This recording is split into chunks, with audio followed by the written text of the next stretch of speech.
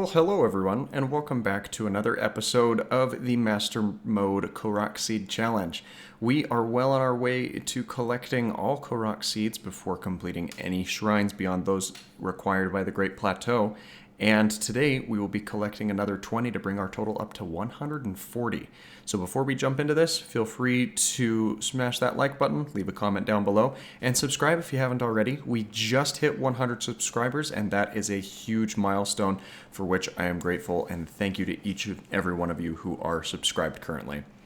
Without further ado, let's jump into the seeds of today's video. So seed number 121 is similar to one that we had in our last video, where it's up at the top of a tree. Now this is the only tree in this little collection of islands in Lake Hylia, so you really can't miss it, and it's not nearly as tall as the other trees that we've had to climb. So you just need to make your way all the way up to the top of the tree here, and as you get close to the point, you'll have these fairy lights show up, and you just gotta switch yourself around until you have the chance to examine them, and that will be all you need to collect the Korok seed from this little guy here.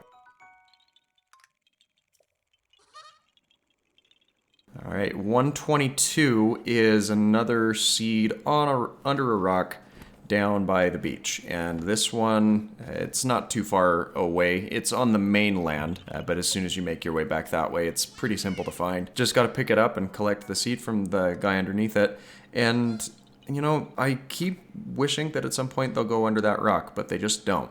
Seed number 123 is a magnesis block puzzle, but it's a different magnesis block puzzle than some of the ones that we've seen previously.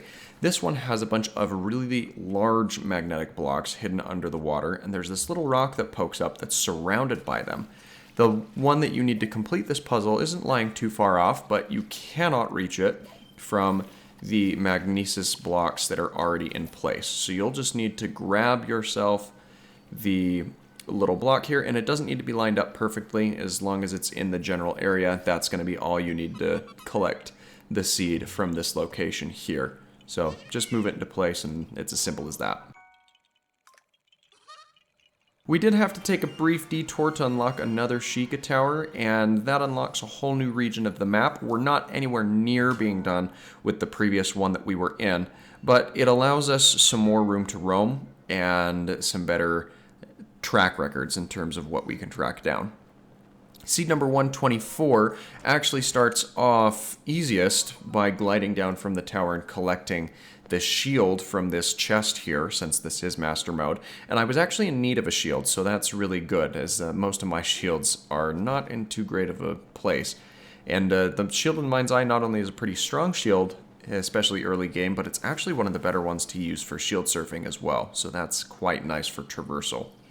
Anyway, the seed that we're looking for at this location is a flower path puzzle, and this one is a little bit more difficult than most, mainly because the seed takes you across the river. Now, where we haven't even tried to look for any of the continuing story quest elements, we have no way of swimming across the river efficiently due to the benefits given by the Zora armor. So the best way that I found to do this is to use some of your Cryonis blocks to act as anchor points to climb up to the top in order to follow the flower sequence over to the other side of the river and collect that seed.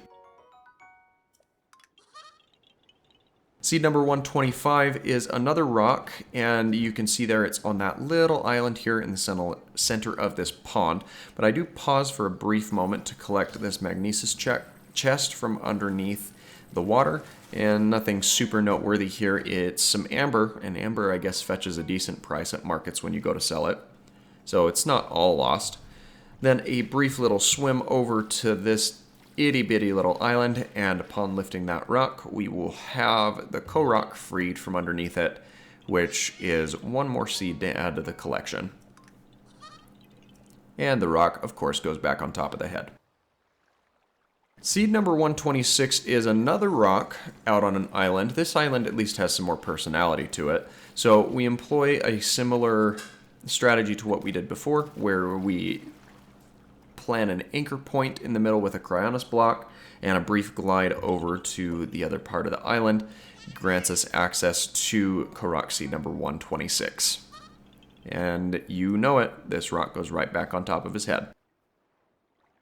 After a narrow shave there with the Lizalfo on the floating platform, we glide underneath this bridge area, and on top of this little cart, there's another rock hanging out that houses a Korok underneath it. So we'll just pick that guy up, and, you know, I want to give him some more protection, but as in so doing, I just about get knocked into the water myself. Seed number 128 is a rock in a rather peculiar place, and that's up in the arms of a tree. This tree's not overly big, but granting the Korok seed from here, we try to save him from the keys there, but he just doesn't want to go back under that rock, so it is what it is. Seed number 129, however, is a little bit out of the way. It's underneath another one of these bridges, and instead of being underneath a rock, it's that little acorn that's hanging from a chain there on the left-hand side. Now, I'm taking this shot a little bit further away than I would otherwise probably benefit from, but it never hurts to help gauge some of your distancing when you're trying to make these types of shots. And I actually managed to get it on shot number 3, which isn't that bad at all. So that's another Korok seed to add to our collection here.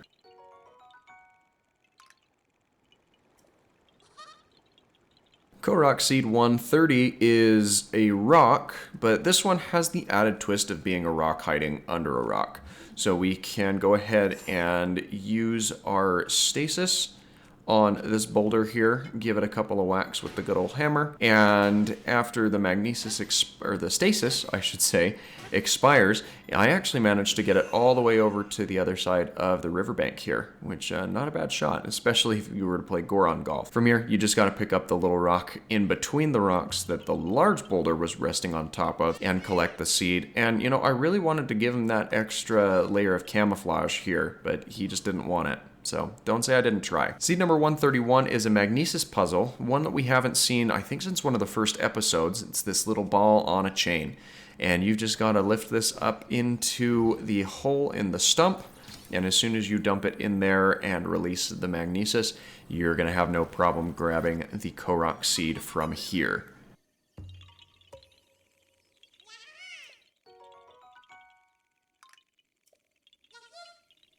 All right, seed number 132 is actually one of my favorite types of puzzles. It's this rock bowling, if you will. Now, I'm trying to avoid this stone talus down below, but he's not too much of a threat. So we just go ahead and push that rock, and it rolls right into the hole, despite there being a little raised lip area around that, which, believe you me, I'm really glad that it worked out that way. I didn't want to have to fight that talus unless it was absolutely necessary. And given that it's not, I'm not going to. Instead, I'm going to come just over here a little bit to the left of where we just were, and there are these tiny little acorns that float up in the air, and they could be a little difficult to hit, but I've found that if you use a Fenric bow, which is basically this game's equivalent of a sniper, you have a much easier time in taking those shots and making them. So, easy Korok seed picked up from here, and that gets our total to 133. Seed number 134 is back on the other side of that hill where we rolled the rock down from the stone talus, and it's atop this big flagpole. And as we make our way up towards the top, I tried doing something here with the camera. It didn't really work, so apologies for the terrible camera angle there for a moment. But once we make our way all the way to the top with a final leap, we just managed to make it with the limited stamina that we do have at our disposal. And then it's just a matter of interacting with the fairy lights to pick up Korok seed 134. Just a couple more left, and this one I actually had a speed boost active. I was trying to do something that didn't work out so well, so we'll have to get the Korok seed I was looking at getting prior to this in the next episode. But on the way up through this log tunnel, you've just got to interact with the Korok flowers. There's a couple of mushrooms and other potion ingredients that you can pick up here. So that's certainly not worth glancing over. But as long as you follow the flower up, it's a pretty easy progression in comparison to some of the other flower puzzles that we've seen in this series. From the top of this little stump, we'll want to glide back down to the path here, where just inside the lip of these trees, there's actually another puzzle where we need to roll a large boulder into a hole in the ground. This one's pretty simple though. You don't need to use stasis or anything else on it. You just got to get back behind it, put your shoulder into it for a second or two, and that'll give it more than enough momentum to slide all the way into that hole and grant you the Korok seed from this little guy right here. So seed number 137 is actually hid behind this bombable wall that's back behind this little statue deal. And as soon as you make your way back inside, you'll see there's a little rock here in this puddle. But there's an ore deposit here, and one of them is a rare ore deposit, so you might get lucky. I didn't. I just got a bunch of amber and a flint.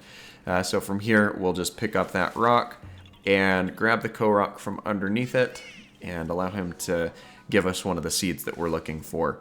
Now, this is the first time I've actually missed this, so you can't be standing back too far away and not be able to drop the rock. So let's try that one more time. That's what we needed to do. So let's move on. Seed number 138 is another archery puzzle, and though this one could be helped with that Fenric bow, it's not really necessary, so I want to hold on to that bow until I absolutely need it for another type of puzzles later on down the road. So from here, these balloons, they are a little more erratic with their patterns that they do, but a lot of them pass through this little cliffside area there in the background, so you should be able to hone in on them pretty well as you scan through waiting for their patterns. This last one, I think it makes 4 or 5 different spirals, but we pop it with that last arrow shot. We only missed one shot there, so not too shabby if I do say so myself, and I do.